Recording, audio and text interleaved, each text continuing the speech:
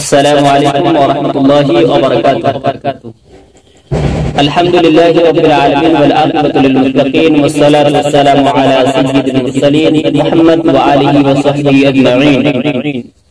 أما بعد، أعوذ بالله من الشيطان الرجيم. بسم الله الرحمن الرحيم. إنا أنزلناه في ليلة القدر وما أدراك ما ليلة القدر ليلة القدر خير من 1000 شهر تنزل الملائكة والروح فيها بإذن ربهم من كل أمر سلام هي حتى مطلع الفجر. وقال النبي صلى الله عليه وسلم عن عائشة رضي الله تعالى عنها قالت أن النبي صلى الله عليه وسلم كان إذا دخل العصر سد مزاره أحيا ليله وأيقظ أهله. শ্রদ্ধেয় সম্মানিত শ্রোতা মণ্ডলী, আমরা সকলেই এই বিষয়ে অবগত যে এটা হচ্ছে রমজানুল মুবারক মাস। আর এই রমজান মাস প্রায় শেষের দিকে। আসুন আমরা জানি আল্লাহর হাবিব সাল্লাল্লাহু আলাইহি ওয়াসাল্লাম রমজানের এই শেষের দিকে কোনো আমল করার আদেশ করেছেন কিনা। মুসলিম শরীফের বর্ণনায় পাওয়া যায়, উম্মুল মুমিনিন আয়েশা রাদিয়াল্লাহু তাআলা আনহা বর্ণিত, তিনি বলেন আন্নান নবী সাল্লাল্লাহু আলাইহি ওয়াসাল্লাম كان إذا دخل العصر سد مزاره أحيا ليله وأيقظ أهله. রমজান মাসের শেষের 10 দিন যখন চলে আসতো, আল্লাহর হাবিব সাল্লাল্লাহু আলাইহি ওয়াসাল্লাম নিজের ইজার বা লুঙ্গি কষে দিতেন, অর্থাৎ জোরালো প্রস্তুতি নিতেন কিসের? ইবাদতের জন্য। আল্লাহর হাবিব সাল্লাল্লাহু আলাইহি ওয়াসাল্লাম নিজে মাইসা বলছেন আহইয়া লাইলাহু, রমজান মাসের শেষের 10 রাতগুলোতে আল্লাহ রাসূল নিজে জেগে জেগে ইবাদত করতেন।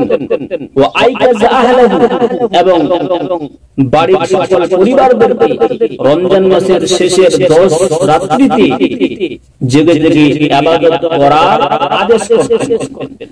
রমজান মাসের এই শেষের 10 দিন খুবই গুরুত্বপূর্ণ।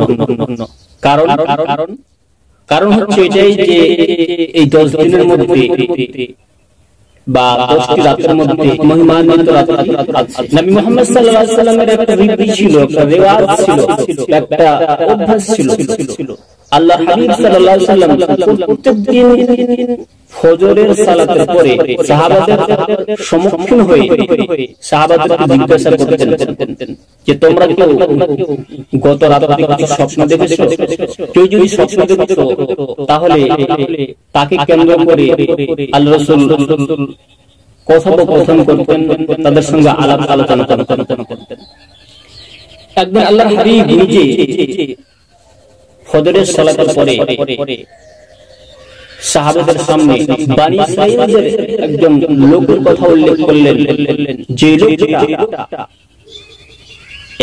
1000 মাস ধরে দিনের বেলা জিহাদ করত। বানী ইসরাঈলের এই লোকের কথা শুনে সাহাবায়ে কেরামরা আফসোস করতে লাগলো যে আমরা যদি বানী ইসরাঈলের যুগে থাকতাম তাহলে 1000 মাস ধরে আমরা ইবাদত করতে পারতাম। আমাদের জীবন তো খুবই অল্প সময়ের, কেবলমাত্র আমরা 50 থেকে 60-70 বছর বেঁচে থাকি। এই আফসোসটা সাহাবায়ে কেরামরা করতে লাগলো। ঠিক কিছু মুহূর্তেই আল্লাহ পাক রব্বুল আলামিন পবিত্র কোরআনের সূরাতুল কদর নামক একটি সূরা অবতীর্ণ করলেন। আল্লাহ পাক রব্বুল আলামিন সূরাতুল কদর অবতীর্ণ করে বলেছেন ইন্না আনজালনাহু ফি লাইলাতিল কদর, নিশ্চয় আমি আল্লাহ পবিত্র কোরআনকে অবতীর্ণ করেছি মহিমান্বিত রাতে। যে কোরআন হচ্ছে হুদাল লিন-নাস ওয়া বাইয়িনাতিন মিনাল হুদা, এই কোরআন হচ্ছে বিশ্বের মানুষের জন্য পথ প্রদর্শক, হেদায়েত আর যারা হেদায়েতের পথে আছে তাদের জন্য এই কোরআন হচ্ছে কি দলিল। কোরআনের মতো একটা অথেন্টিক কিতাব অবতীর্ণ হয়েছে কবে? লাইলাতুল কদরের রাতে। কোথায় থেকে কোথায় অবতীর্ণ হয়েছে? লাউহুল মাহফুজ থেকে প্রথম আসমানে একবারে পবিত্র কোরআন অবতীর্ণ হয়েছে। লাউহুল মাহফুজ এর অর্থ হচ্ছে সুরক্ষিত জায়গা, এবং যখন যে আয়াতের প্রয়োজন, যখন যে সূরাটার প্রয়োজন, ধারাবাহিকভাবে আল্লাহর রাসূলের উপরে জিবরিলের মারফতে অবতীর্ণ করা হয়েছে। তো কোরআনের মতো একটা পাওয়ারফুল কিতাব অবতীর্ণ হয়েছে কবে? লাইলাতুল কদরের রাতে, মহিমান্বিত রাতে।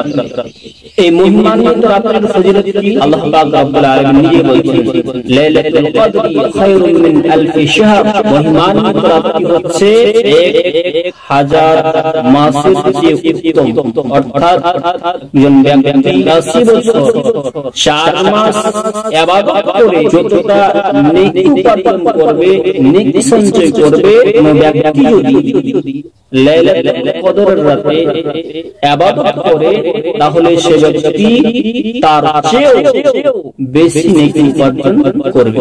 এই লাইলাতুল কদর বা মহিমান্বিত রাতটি কবে আসে? সাহাবায়ে কেরামরা আল্লাহর রাসূলকে জিজ্ঞাসা করলেন, আল্লাহর রাসূল লাইলাতুল কদর কবে আসে?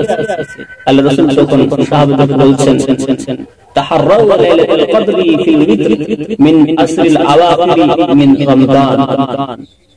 আল্লাহর হাবিব বলছেন, ও আমার সাহাবীরা, ও আমার উম্মতিরা, তোমরা লাইলাতুল কদরকে খুঁজো, মহিমান্বিত রাতটিকে খুঁজো রমজান মাসের শেষের 10 দিনের বিজয় রাতটি।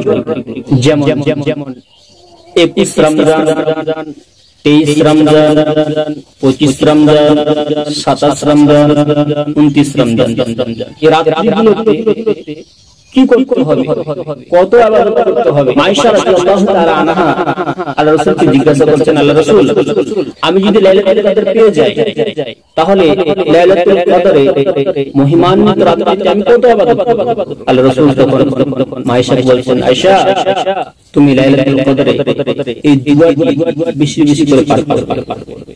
সেই দুয়াটি কি? আল্লাহুম্মা ইন্নাকা আফুউন, হে আল্লাহ তুমি হচ্ছে ক্ষমাশীল, তুহিব্বুল আফওয়া, তুমি ক্ষমাকে পছন্দ করো, ফাফু আন্নি, আল্লাহ তুমি আমাকে ক্ষমা করো। তাহলে আমরা অন্য হাদিস থেকে এই ধারণাটি পেলাম যে আমরা যতই আমল করি না কেন, জিকির আজকার যতই করি না কেন, বেশি বেশি পরিমাণে এই দুয়াটি পড়া জরুরি, যেটি আল্লাহ রাসূল সাল্লাল্লাহু আলাইহি ওয়াসাল্লাম মাইশা রাদিয়াল্লাহু তাআলা আনহাকে শিখিয়ে দিলেন, আল্লাহুম্মা ইন্নাকা আফুউন তুহিব্বুল আফওয়া ফাফু আন্নি।